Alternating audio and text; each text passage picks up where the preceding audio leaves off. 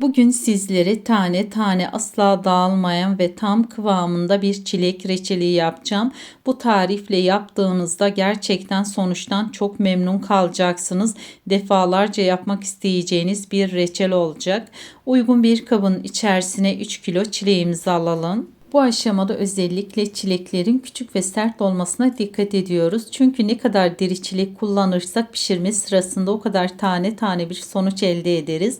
Şimdi bıçak yardımıyla çileklerimizin sap kısımlarını tek tek temizliyoruz.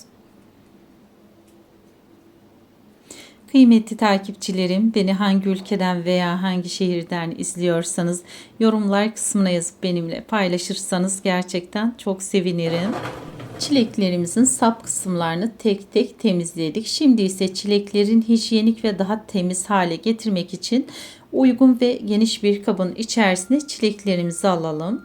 Ve üzerine yarım yemek kaşığı kadar karbonat ekliyoruz. Ardından üzerine geçecek kadar da su ilave ediyoruz. Bu şekilde çileklerimizi yaklaşık 5 dakika kadar karbonatlı suda bekletiyoruz. Bu yöntem çileklerin yüzeyindeki kalıntıların daha kolay temizlenmesini sağlar.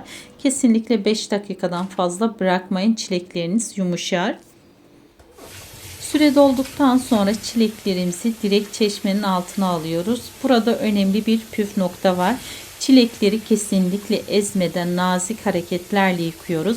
Çünkü çilek ne kadar diri kalırsa reçelimiz o kadar tane tane olur.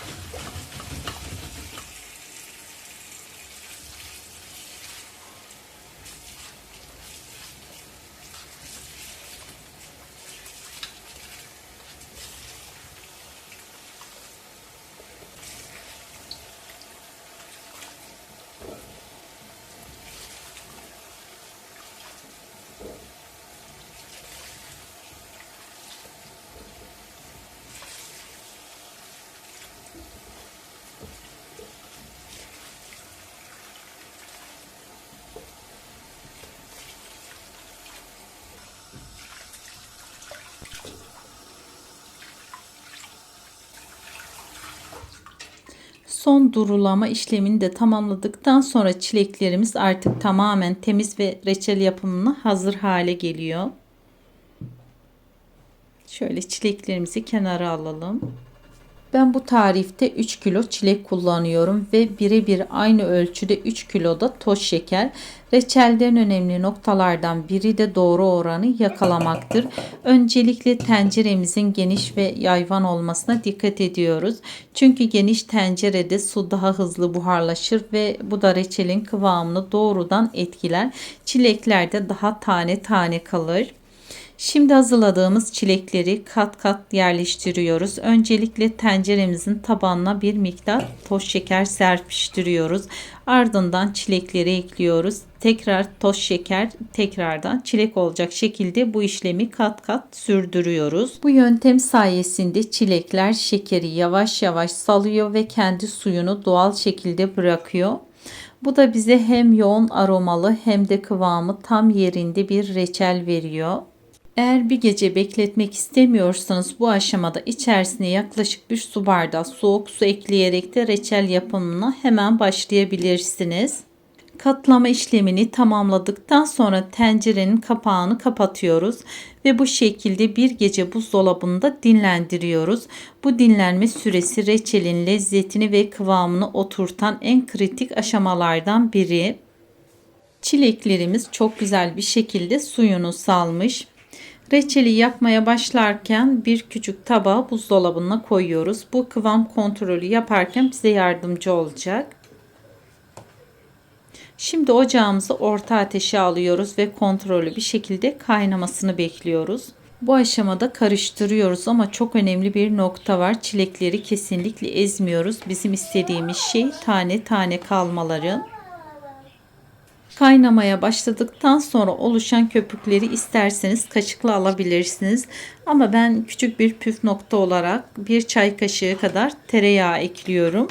Bu tereyağı hem köpük oluşumunu azaltır hem de reçele hafif bir parlaklık verir.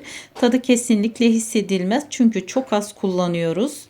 Bu tamamen tercihe bağlı bir yöntemdir. İsterseniz kullanmayabilirsiniz. Reçelimizin üzerinde oluşan köpükleri şöyle kaşık yardımıyla alalım. Bu aşamada kesinlikle ocağın başından ayrılmayın. Çilek reçeli çok köpürdüğü için taşma yapabilir.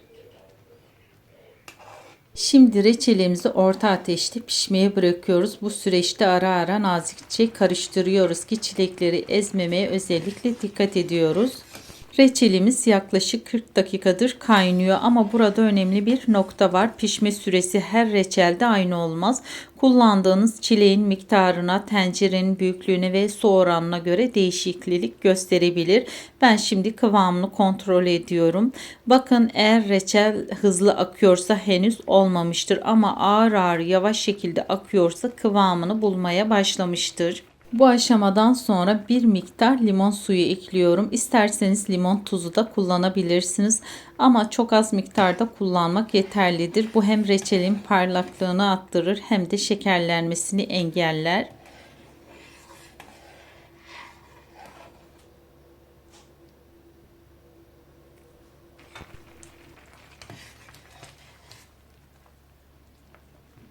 Şimdi kıvamını net şekilde kontrol edeceğim. Dolapta beklettiğim tabağımın içerisine bir kaşık reçelimi alıyorum.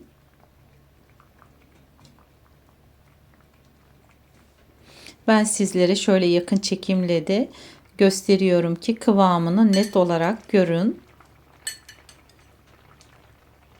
Bakın, gerçekten de harika bir kıvamı oldu.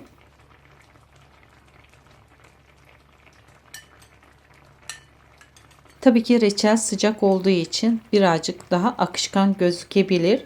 Bu bekledikçe reçelimiz kıvamını alacaktır.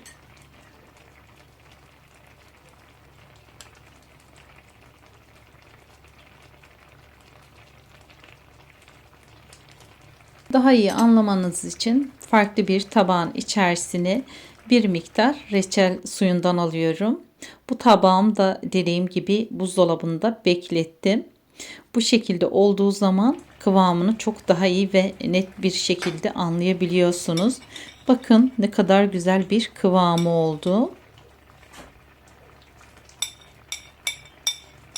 Bakın, eğer reçel hızlı akıyorsa henüz olmamıştır ama eğer ağır ağır yavaş şekilde akıyorsa kıvamını bulmaya başlamış demektir.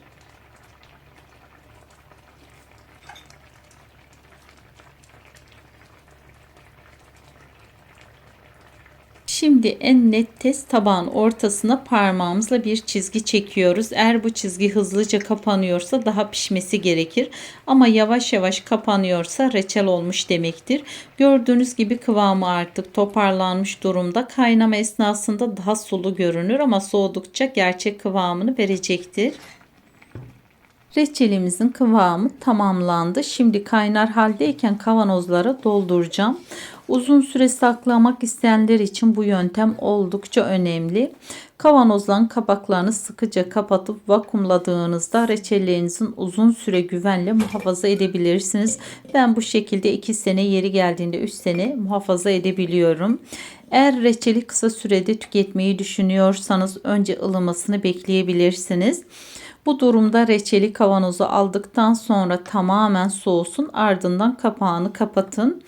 Önemli bir püf nokta: reçel sıcakken kapağı kapatıp vakum yapmayacaksanız tamamen soğumadan kapağını kapatmayın. Oluşan nem zamanla istenmeyen küflenmelere neden olabilir. Buna dikkat edelim lütfen. Şimdi vakit kaybetmeden reçellerimizi kavanozlarımıza dolduralım.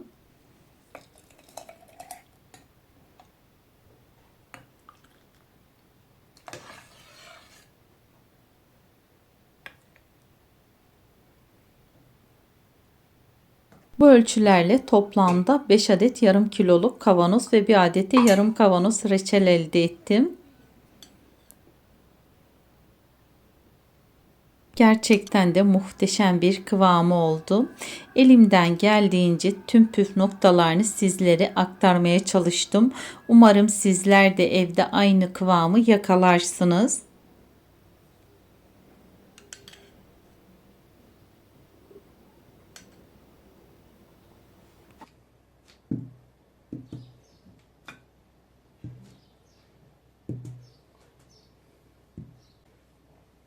Şimdi kavanozlarımızın kapaklarını sıkıca kapatıyoruz. Ben kapakları kapatırken önce sıkıyorum, ardından çok hafif geri gevşetip tekrar sıkıyorum.